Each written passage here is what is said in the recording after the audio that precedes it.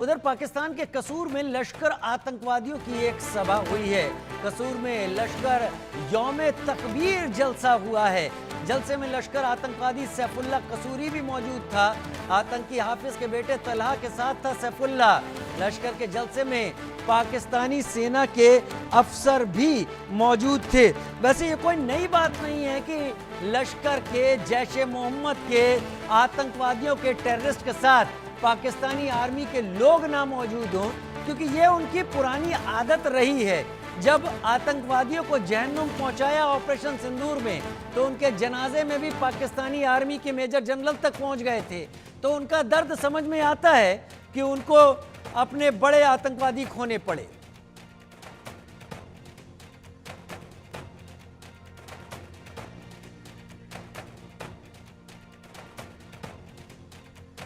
Operation सिंदूर के बाद एक लंबे समय तक खामोशी तो छाई रही, लेकिन उस खामोशी के बाद जैसा हम लगातार पिछले कई दिनों से चर्चा कर रहे थे कि पाकिस्तान इतनी ज्यादा देर अपनी हरकतों को रोक सके, ऐसा संभव नहीं है। पाकिस्तान एंटी इंडिया पॉलिसी पर जीता है, उसी पर पैदा हुआ है, तो बहुत ज्यादा वक्त उम्मीद नहीं करनी होगी कि पाकिस्तान हरकतों को रोक पाएगा और पाकिस्तान फिर वो हरकतें करेगा जिसके बाद शायद वो अपने परमानेंट इलाज की तरफ आगे बढ़ जाए। संजीव उनियाल जी मेरे साथ इस वक्त और जुड़ गए हैं, उनको अभी मैं आपसे परिचय करा रहा हूं। बहुत स्वागत है संजीव जी मेरे साथ। और निपुण आलम बयान का मैं रुख करता हूं। इससे पहले आप सुन रहे थे विंग कमांडर प्रफुल्ल बख्शी को।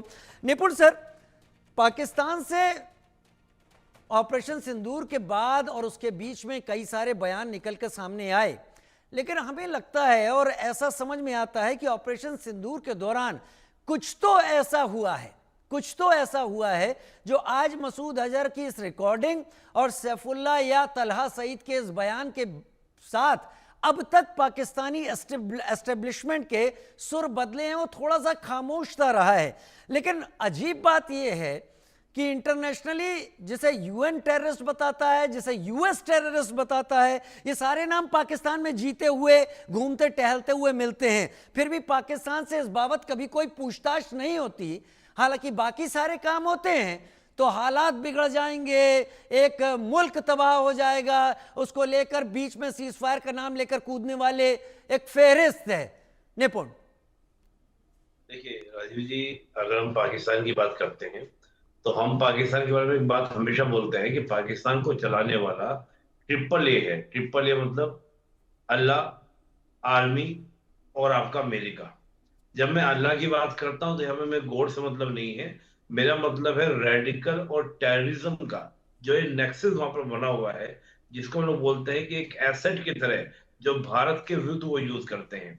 और जिस प्रकार से भारत ने ऑपरेशन सिंदूर किया, निश्चित रूप से पाकिस्तान की कमर टूटी।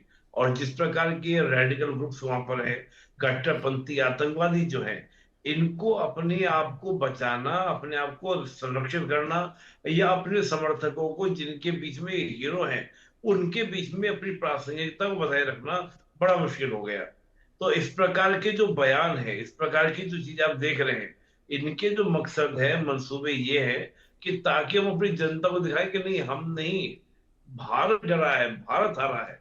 तो ये उस प्रकार के मंसूबे। देखिए एक्चुअली है क्या कि पाकिस्तान के अंदर एक बहुत बड़ी जिहादी कम्युनिटी आपकी डेवलप की जाती है इस तरह के संगठन के द्वारा, चाहे वो लश्कर तैयबा हो या आपका और जमातुल दावा हो, लश्कर मतलब की बहुत सारे प्रकार के ऑर्गेनाइजेशन हैं जो इस तरह के काम को करते हैं ताकि वहां पर एक तरह से जो जिहादी फोर्स है उसकी कमी ना हो।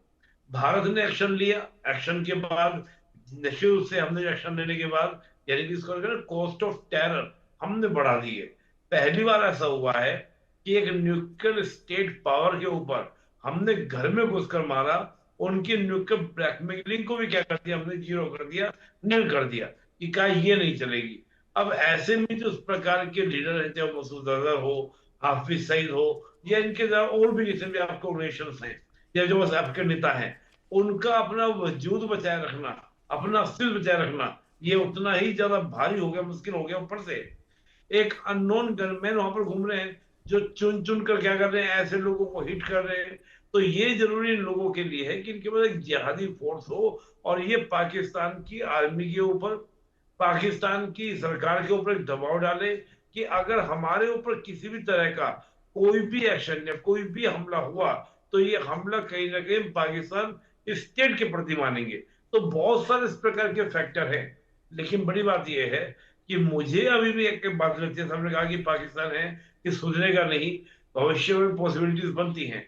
लेकिन बात यह है कि अगर ऐसी पॉसिबिलिटीज बनती है तो आपने देखा होगा, हमने जानबूझकर कहा था कि ऑपरेशन सिंदूर अभी खत्म नहीं हुआ है, वो लगातार क्या है जारी है। और आप जानते हैं कि आज के दिन कई स्टेट्स में जो बॉर्डर वाले स्टेट हैं वहां पर मॉक ड्रिल भी कराई गई है। और मॉक ड्रिल का मतलब समझते हैं, हमने देखा था ऑपरेशन सिंदूर से पहले भी मॉक ड्रिल की बात हुई थी और फिर ऑपरेशन सिंदूर आपका हो गया था।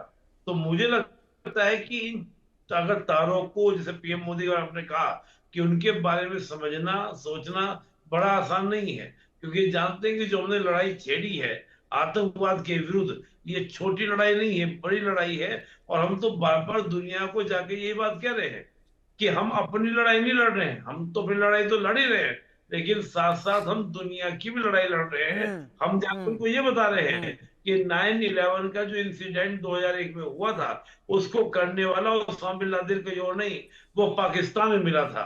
और जो आपने कहा कि जो ये आतंकवादी, चाहे वो आपका अमेरिका हो या आपका यूएन हो, उनकी लिस्ट में शामिल है, उसके बाद भी